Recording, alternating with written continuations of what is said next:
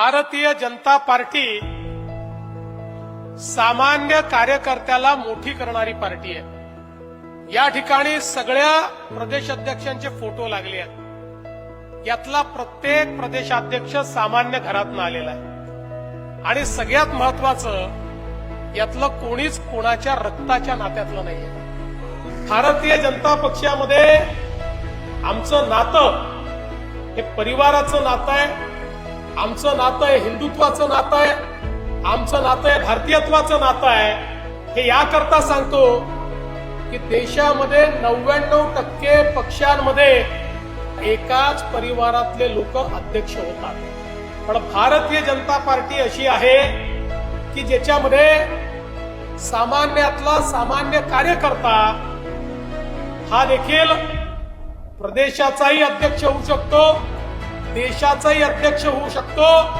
आणि चहा विकणारा देशाचा प्रधानमंत्री देखील होऊ शकतो।